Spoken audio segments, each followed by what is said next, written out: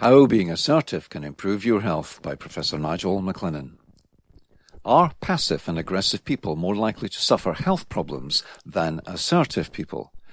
If so, why is being assertive so good for our health? What can you do to improve your levels of assertiveness and therefore your health? Imagine having a life-threatening physical illness and being so unassertive that you were unwilling to ask for help. Would that harm you? Yes. Surely, you may ask, no one would be unable to ask for help in such circumstances. Alas not. Help-seeking reluctance is very real and costs lives. How many people are so unassertive? Frankly, we don't know. Why? Because they are no longer alive to answer questions about the cause of their reluctance to ask for help.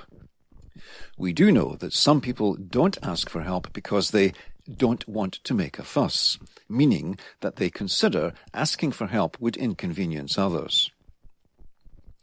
That is passivity-induced self-destructive behavior.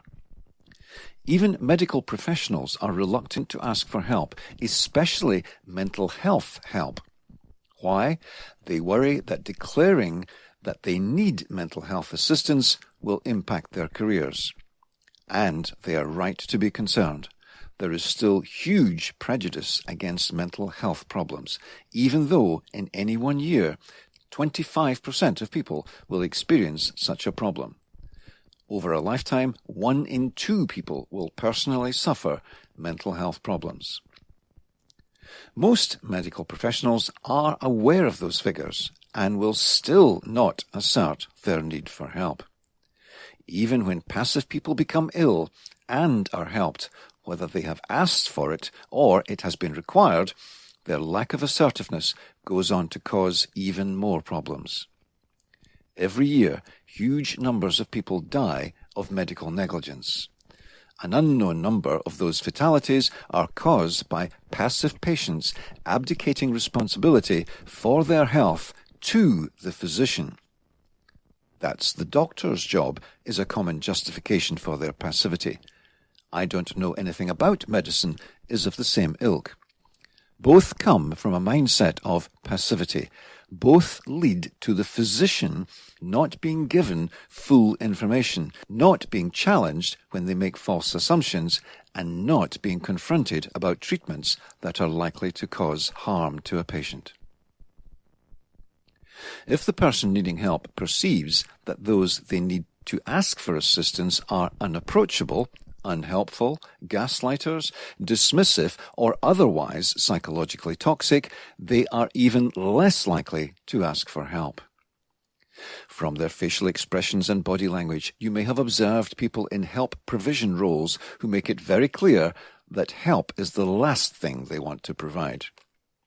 You may also have seen some consultant doctors whose modus operandi is never to be wrong, treating nurses, patients, and other staff with contempt. In both of the above examples, it takes an assertive person to ensure they receive the right help in the right way at the right time. The attitude of the helper can determine what level of assertiveness is required in the person in need to receive the needed help. If the person needing help falls below the level of assertiveness to trigger help, it can have fatal consequences. When people make decisions, their motivations play a part in their decision-making. They conduct a cost-benefit analysis and a risk-benefit analysis. If a non-assertive person perceives that the emotional cost and psychological risk they face for speaking up to express their needs or concerns is too high, they will remain silent, with possibly grave consequences. Even in intimate relationships, a lack of assertiveness kills. How many people have not checked the sexual health status of a sexual partner because they could not assert their right to self-protection? How many did not ask? How many allowed sex without protection because they felt unable to assert their right to sexual health protection by insisting on using protection? How many are dead because they did not assert themselves? We do not know the number, but it seems reasonable to think that the number is very large. It takes an assertive person to speak up and stay safe in such situations. Those who do prevent avoidable risks from destroying their lives. Assertiveness is a lifesaver in many contexts. Understanding why people put their lives at risk by not seeking help could save lives. Is it because they do not have the intention, or they do not have the skills to express their intention? Both, and they may be connected. If someone has had a lifetime of being unable to ask for help because of their lack of assertiveness, they are even less likely to form an intention to assert in their minds. We have known for some time that people who are prepared to express their subjective needs, personal preferences, are more likely to seek help for objective needs, in healthcare and other contexts. It seems to me that the mediating variable here is assertiveness, and more specifically, the beliefs and skills that make up assertive behavior. Assertive people will be more likely to express their subjective and objective needs. Assertiveness seems also to enhance the level of social support that a person in need can access and receive for any healthcare challenge. When people are socially assertive, they are more directive and independent in defending their own interests. If they are assertive about their health, they can stay healthier for longer. Friends like to be pleasant to each other. If one friend in a group is overweight and is trying to return to optimal health, they may find that when eating together, their friends will note the restricted diet and say such things as, "A little won't hurt," or "You need a treat now and then." Alas, it is the cumulative effect of a little treat every now and then over a long period that has done the damage and led the person to need to lose weight. In some cases of morbid obesity, the person has one or more feeders, that is, people who offer food, and the obese person is not assertive enough with themselves or others to decline. Each failure to assert contributes to the kilos. By contrast, some assertive people can happily socialize with friends and declare, "I am intermittently fasting today, and as such won't be eating anything, although I will savor your wonderful company." Even if their friends offer food or feel uncomfortable eating in the presence of someone who can fast at will, the assertive person will do what is right for them.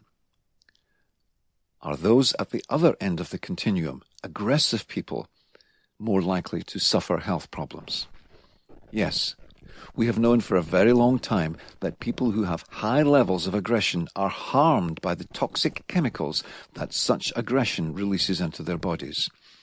They are more prone to high blood pressure, strokes, heart attacks, and other self-induced stress-related illnesses. What can aggressive people do to protect their health? Largely from themselves. They can learn how to be assertive rather than aggressive. Is it important for them to do so?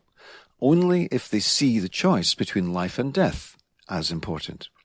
Some ambitious, aggressive people have long since accepted that the price they will pay for achieving their goals is a premature death, or at least a much higher risk of such a demise.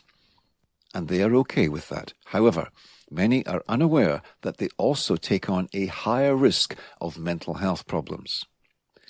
Calmly assertive people have the best health and well-being outcomes in almost every well-being context. We each have a choice. We can be passive and not speak up for our needs and suffer the health consequences of passivity. We can be aggressive and be disregarding of those around us and achieve our goals at the price of higher health risks. Or we can be assertive, express our needs and concerns clearly, calmly and directly, and maximize our chances of good health. Which will you choose?